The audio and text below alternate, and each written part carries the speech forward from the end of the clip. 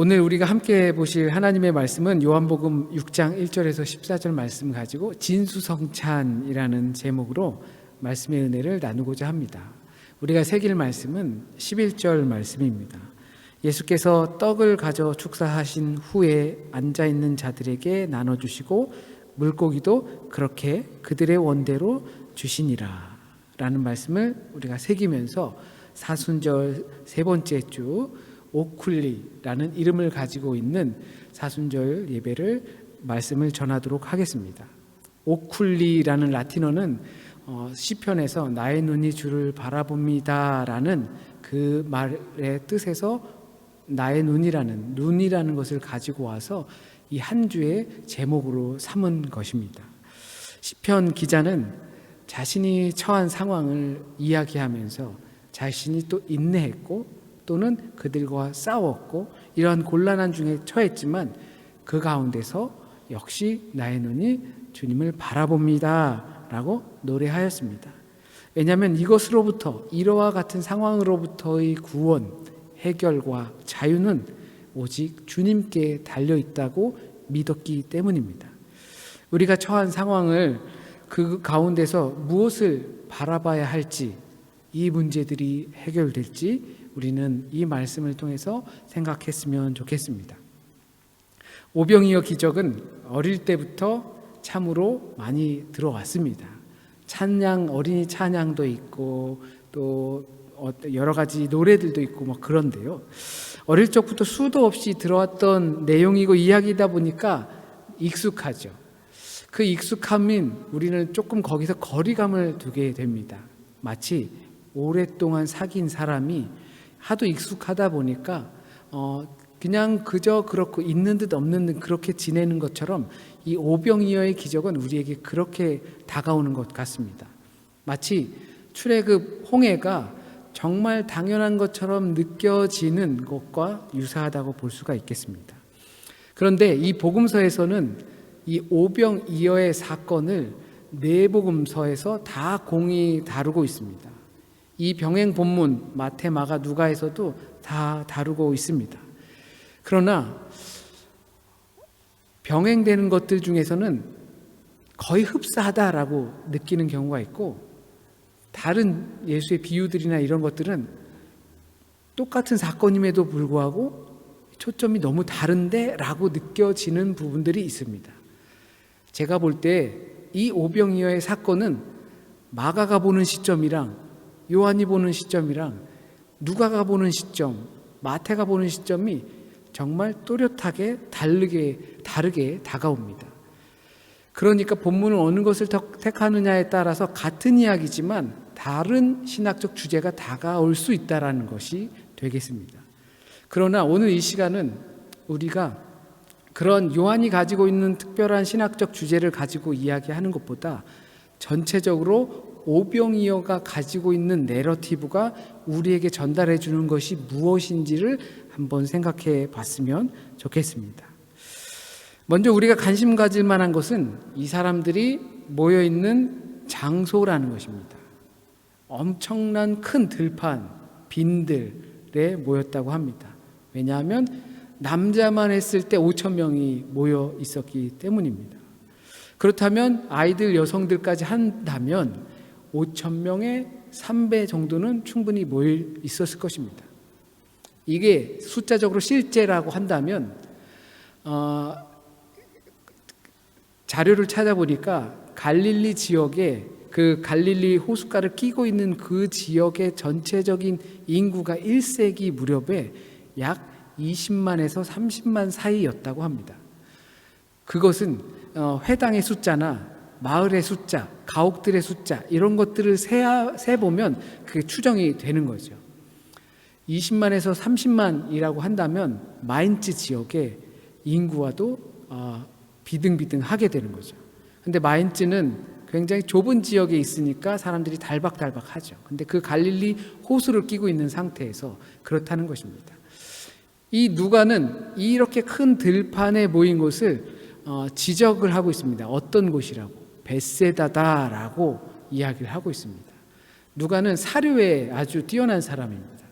그러다 보니까 이렇게 5천 명 이상의 사람이 모일 수 있는 장소가 어디 있을까? 디베라 호숫가를 건너가서 보니까 벳세다인 것이었습니다. 그래서 누가는 그곳 벳세다에서 모였다라고 하는 것입니다. 그렇다면 사람들이 많이 모이지 않고 들판이 크게 있고 그 정도로 많은 사람들이 모일 수 있는 정도라면 사실상 인구 밀도는 그렇게 높지 않은 지역이라는 것입니다. 그렇다면 그 인근 지역에 모든 사람들이 다 왔다라고 해도 과언이 아닐 것입니다. 그리고 성경에선 이들이 모인 곳을 마가는 마태는 빈들이라고 이야기를 합니다. 이 단어는 에레모스라는 그리스어에서 왔습니다. 이것이 똑같은 어근이 있는데 그것은 광야라는 어근을 갖고 있습니다. 마가는 사람들을 떠나서 강을 건너, 호수를 건너, 바다를 건너 갔다고 표현합니다. 바다를 건너 광야에 간 것이죠. 바다를 건너 광야에 간 것은 출애굽할 때 이스라엘 백성들이 홍해를 건너 광야에 있었던 것을 연상하게끔 합니다. 마치 이 지금의 사건이 모세를 통해서 만나를 먹게 해줬던 그 사건을 이들은 연상하게끔 만들고 있는 것입니다. 이스라엘은 홍해를 건너 광야에 도착했을 때 그래도 짊어지고 온 짐들, 그것들을 광야에서 보내면서 어쩌면 다 먹었을 것입니다. 모세가 젖과 꿀이 흐르는 땅으로 간다고 하니까 조금만 가면 편하게 살 수 있겠지라는 생각으로 어쩌면 종자도 그리고 어떤 먹을 것도 많이 챙기지 못했을 겁니다. 그래서 갔는데 먹을 것이 없게 된 상황에 도달한 것이죠. 그래서 불만이 이만저만이 아니었습니다. 모세를 통해서 하나님께서는 그들에게 만나라는 도대체 뭔지 알 수 없는 음식을 그들은 정말 맛있게 먹게 되었습니다. 예수께서는 종종 제자들을 뒤로 한 채 이와 같이 한적한 곳, 빈들 또는 광야라고 불릴 수 있는 곳으로 가셔서 기도하셨습니다. 그리고 광야에서 40일이라는 시기 동안, 그 40은 정확한 날짜의 수가 아니고 그 기간 동안 광야에서 시험을 받으셨습니다. 이것은 광야, 빈들, 한적한 곳, 그곳은 결코 혼자서는 설 수 있는 곳이 아니라는 것을 뜻하고 있습니다. 이들이 모여있는 그 장소는 혼자서는 할 수 없다라는 것입니다. 여러분이 무인도에 가요. 전기도 없고 사람도 없어요. 3개만 고르세요. 뭘 가져가시겠습니까? 라고 했을 때 여러분은 무엇을 선택하시겠습니까? 그곳에 가져간들 아이패드면 뭐하고 돈이면 뭐하고 자동차면 뭐하겠습니까? 거기서 사용할 수 있는 길이 없기 때문에 그런 것이죠. 무인도에 가게 되면 거기에서 생존할 수 있는 것을 가져가야 하겠죠. 광야에서도 마찬가지였습니다. 내가 가지고 있는 일확천금이나 수많은 돈, 능력, 그런 것들이 아무런 소용없는 곳이 광야였습니다. 우리가 주님과 한적한 곳에서 기도로 교제하며 만날 때에는 내가 가지고 있는 실력, 능력, 지위, 이런 것들은 아무짝에도 쓸모없는 것이 돼버리고 마는 것입니다. 하나님께서 우리를 먹여서 살리시는 능력을 체험하는 곳, 결국 광야라는 것입니다. 빈들입니다. 한적한 곳입니다. 기도하는 곳입니다. 주님의 긍휼을 기대하는 곳입니다. 그리고 우리 이 장소는 주님께서 제자들을 쉬게 하려고 보낸 곳입니다. 교회 용어로 표현하면 사역에 지쳤으니까 제자들을 좀 쉬게끔 하려고 한 것입니다. 가톨릭 교회의 용어로 표현하면 피정이라는 것입니다. 잠시 내 현장을 떠나서 그곳에서 묵상하며 주님께서 함께 하셨던 그 동역의 길들을 떠올리며 또한 앞으로의 길들을 생각하는 바로 그러한 시간을 제자들에게 주었다고 볼 수가 있습니다. 그런데 이 사역하는 가운데 보여주신 그 하나님의 동행을 생각하는 그리고 기도하며 잠시 육체의 쉼과 영적인 교제를 통해서 쉼을 갖고자 했는데 본문을 보니까 제자들이 간 곳에서 쉴 수 없는 상황이 발생했어요. 이것을 현대 직장인들을 비유적으로 이야기한다면 한국에선 그런 일들이 있다면서요. 과장님이 주말에 직원들을 등산 가자고 부른대요. 직장 다니느라 힘들지, 피곤하지.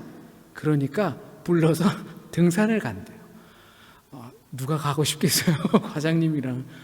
그런데 과장님은 배려해 준다고 하는 거죠. 마치 제자들에게 예수께서 마가복음에선 가서 좀 쉬어라 라고 했는데 웬일입니까? 5천 명이 넘는 사람들이 모여버렸어요.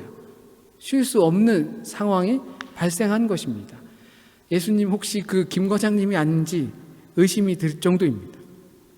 그런데 이것은 관점의 차이라고 볼 수도 있습니다. 쉬지도 못하고 사역을 하는 것이 아니라 온전한 쉼이란 주님의 역사를 체험하게 된다는 것입니다. 불평, 불만이 있을 수 있었겠죠.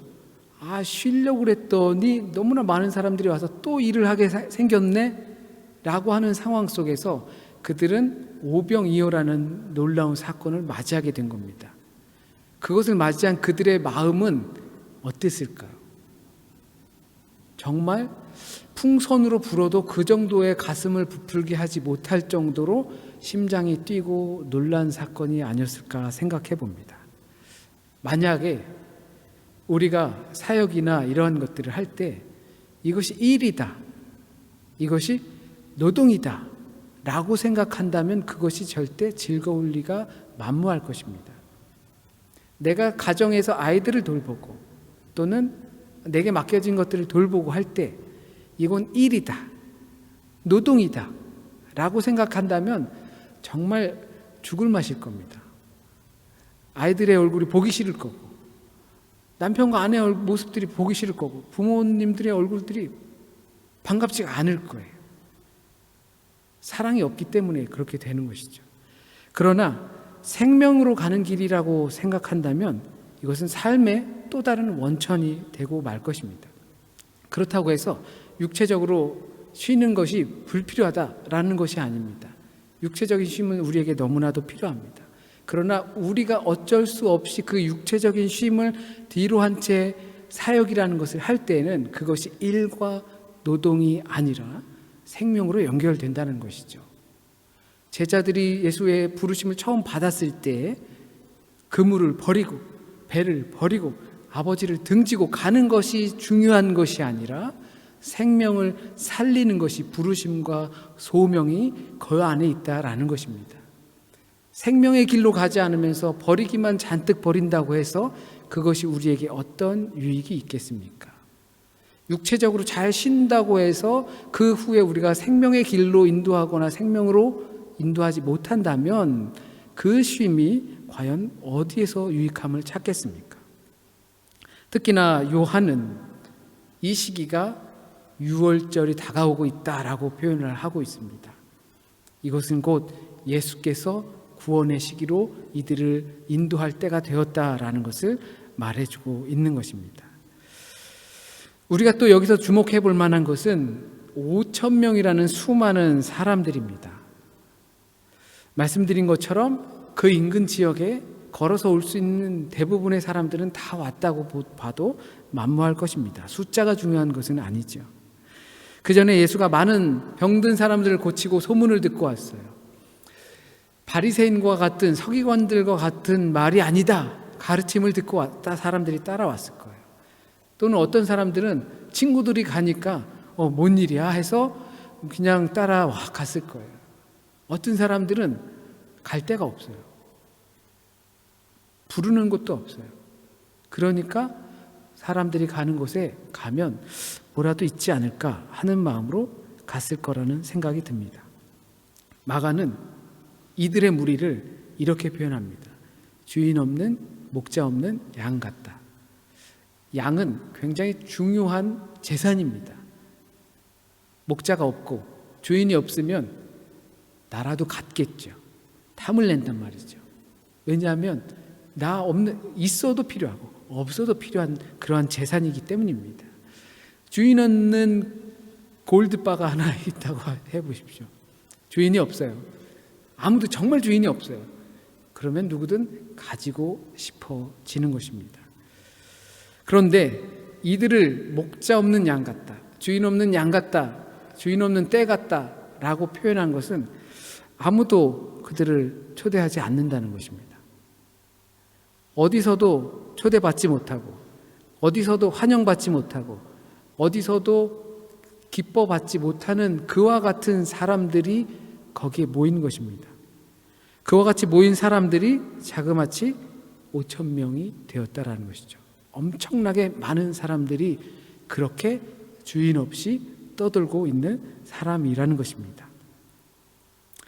분명히 왕도 있었습니다. 처음에 이스라엘의 왕을 세울 때에도 자신들이 원해서 왕을 세웠습니다. 그런데 그들은 어느새 비빌 언덕조차 없는 수많은 사람들을 배출시켰던 것입니다. 정치가 있었고 경제가 있었고 종교가 있었는데 그들은 어느 곳에도 의지할 수 없는 사람들이 되었습니다. 아무 데도 의지할 데가 없다 보니까 성경의 표현대로 흠모할 곳이라고는 하나도 찾아볼 수 없는 그 사람에게 의지를 하게 된 것입니다. 여기서는 주님 자신이 정치이고, 주님 자신이 종교이고, 주님 자신이 경제이고, 주님 자신이 신앙이라는 것을 대변하고 있는 것입니다. 어쩌면 오병이어의 기적, 많은 그리스도인들 중에서도 이건 좀 말이 안 된다 라고 하는 경우가 정말 많을 것입니다. 왜 그럴까 생각을 해보았습니다. 어쩌면 이 목자 잃은 양과 같은 입장에 있지 못하기 때문에 그런 것이 아닐까 생각해 봅니다. 어디를 가면 환영해주고, 어디를 가면 반겨주고, 누군가가 초대해주고 하다 보니까 자신의 가치를 증명할 수 있는 무언가가 있다 보니까 오병이어의 기적이 발생하는 그 빈들과 광야에 가지 않게 되는 것 아닐까 생각을 해보았습니다. 거기 모여있는 그 사람들은 목이 빠져라, 눈이 빠져라 한 사람만 바라보고 있었습니다. 그는 예수 그리스도시고 요한은 그를 선지자라고 말했습니다. 곳곳마다 요한은 그가 선지자인 줄로 알미라 이런 표현들을 자주 사용합니다. 그것은 곧 이가 메시아다라는 것이고 그가 그리스도다라고 표현하는 겁니다. 병도 고치고 말씀도 가르치셨지만 먹어야 사는 인간들에게 하루 종일 따라다니느라 모두 허기 가지고 쉬러 온 사도들도 지쳐가고 있는데 먹을 것이 모두에게 없다라는 사실은 참으로 슬픈 사실입니다. 5,000명이 그렇게 많은 사람이 따라다니는 것도 슬프지만 그들에게 줄 수 있는 것이 없다는 그 자체도 참으로 슬픈 사실입니다. 그런데 어디선가 물고기 2마리와 보리떡, 곧 보리빵 5개가 나왔습니다. 여기서 특별히 요한이 오병이어의 출처를 어린아이에게서 나왔다고 말합니다. 연약한 자, 아무것도 줄 수 없는 자, 도움만 받아야 하는 자, 그것은 곧 어린아이를 대상화된 어린아이가 아니라 그곳에 모여있는 그 사람들 자체를 말하는 겁니다. 갈 데도 없고 불러주는 것도 없고 왕도 나를 돌봐주지 않고 정치, 경제, 종교 모든 상황 속에서 소외가 되어 있는 사람들, 그 사람들에게서 나온 것입니다. 그것을 통해서 이 역사는 벌어지는 것입니다. 알버트 슈바이처, 우리가 너무나 존경하는 사람이지만 그 사람은 이 사건을 다르게 보았습니다. 어린아이가 딱 이렇게 내놓으니까 다른 어른들이 부끄러워서 아이고 애들도 저렇게 내놓는데 한 사람 한 사람 자기가 싸운 거를 욕심 없이 다 내놓다 보니까 모든 사람들이 배불리게 먹고 남았다는 그런 아름다운 밤을 보냈다라고 이 본문을 해석하고 있습니다. 그럴듯한 부분이죠. 그래서 20세기에는 많은 사람들이 이와 같은 부분에 있어서 학교를 세우고 병원을 세우고 교육기관을 세우고 양로원을 만들고, 그래서 슈바이처는 아프리카까지 가면서 거기서 의료 봉사를 하고 했었죠. 이것이 과연 구원의 핵심일까요? 만약에 그렇다면 오늘날 우리의 인류는 이미 구원이 됐어야 할 것입니다. 그것이 중요한 것이었다면 그랬을 겁니다. 그렇다면 왜 저들은 총질을 하고 포탄을 던지고 할까요? 무료 봉사도 하고 가난한 이들을 돕고 유니세프도 있고, 그러면서 심지어 그리스 정교회, 러시아 정교회, 자기 국교회로 섬기면서 미사도 드리고 축사한 떡을 떼어주면서 먹으면서, 그런 사람들이 왜 의지할 곳 없는 하늘만 보고 있는 그 사람들에게 만나를 주지는 못할 망정 포탄을 그 위에 떠뜨리는 걸까요? 그것은 봉사도 아니고 종교적 의식도 아니기 때문입니다. 만약 그와 같은 것이 구원의 핵심이었다면, 그렇다면 예수께서는 죽지 말고 그 자리에서 떡이나 계속 떼고 있는 것이 중요할 것이었습니다. 죽지 말고 병든 사람들이나 고치고 있으면 됐을 것입니다. 죽지 말고 가르치는 일에 집중했으면 됐을 것입니다. 만약 그것이 구원의 핵심이었다면 그렇게 해야지 왜 십자가를 향해서 가야만 했겠습니까? 요한은 어린아이의 소유를 드림으로, 이 작은 자의 드림으로, 그 작은 드림으로 이 사건이 시작되었다라고 했습니다. 우리의 것을 드린다는 것은 정말 꿈 같은 이야기일 것입니다. 그것은 행위의 주체자에게 넘겨지는 것입니다.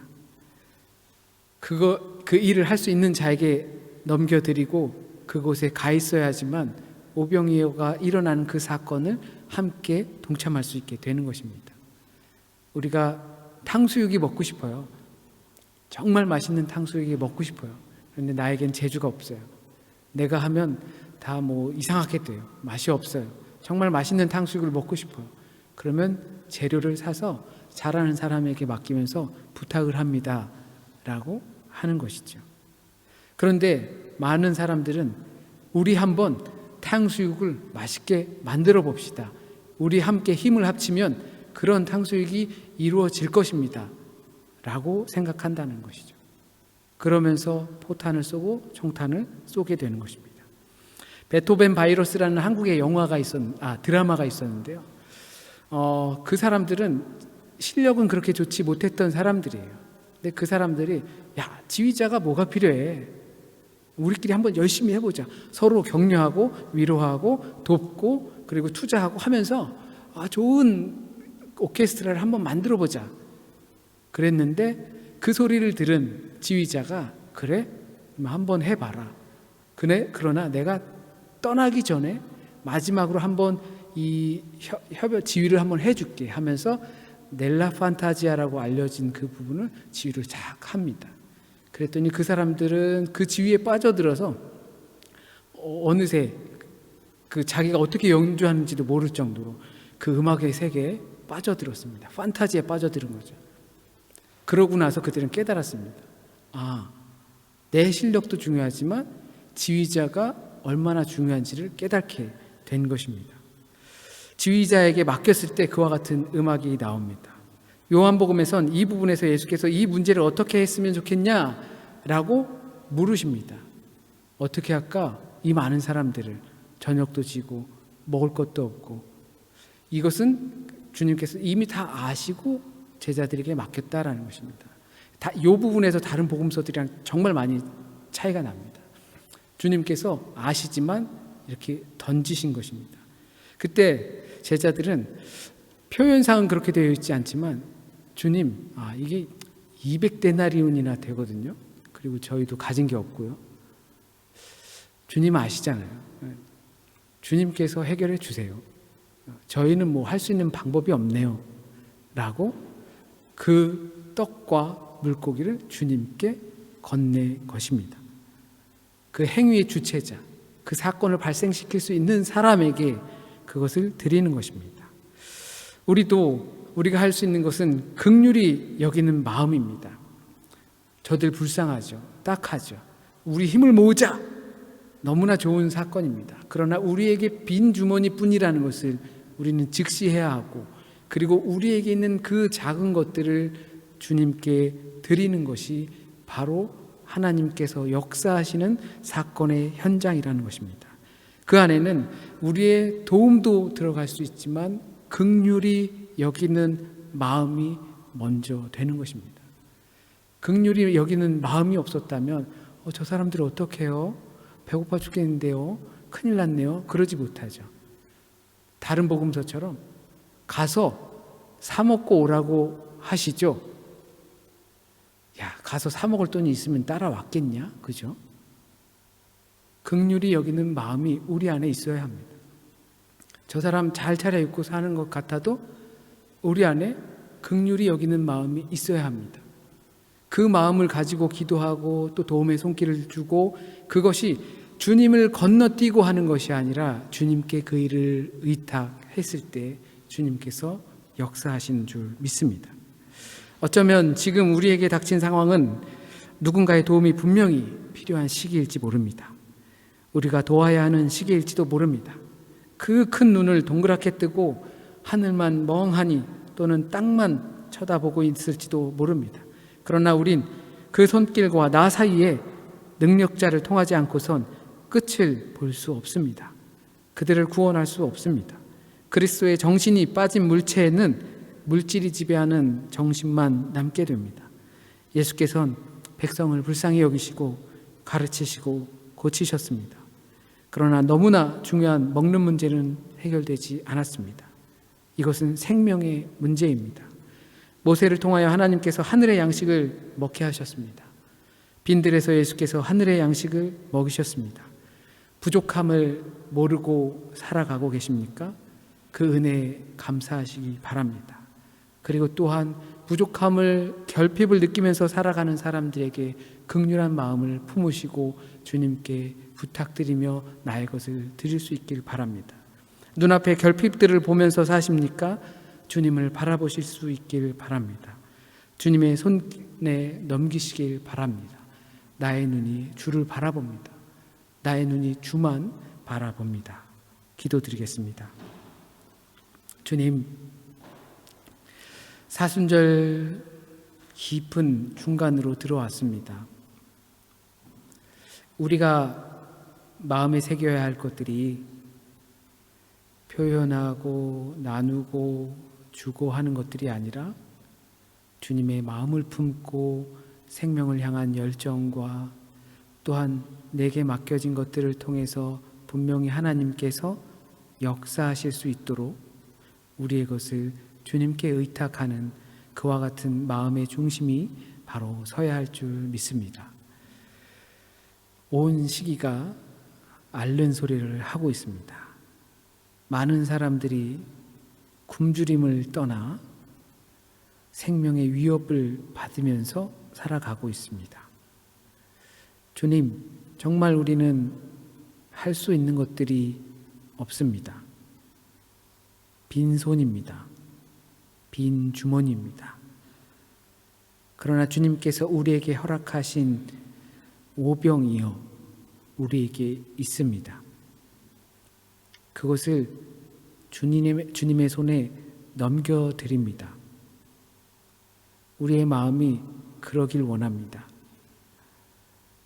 이 혼돈과 아픔이 있는 장소에 하나님 역사하여 주시고 위로하여 주시고 참 생명을 선물하여 주시길 간절히 소원합니다.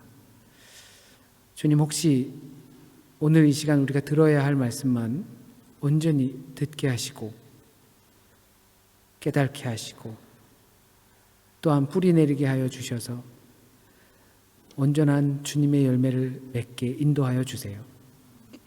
한 주간의 삶도 주님께 의탁합니다. 주님께서 인도하여 주시길 간절히 소원합니다. 우리에게 선한 마음과 선한 입술과 선한 행실로 인도하여 주실 성령 하나님께 의탁합니다. 우리를 주님께 의탁하며 또 주일에 만나 말씀 앞에 섰을 때 기쁨을, 은혜를 나눌 수 있는 시간이 될 수 있도록 한 주간 지켜주세요. 모든 말씀 우리 주님 예수 그리스도의 이름으로 기도드립니다. 아멘.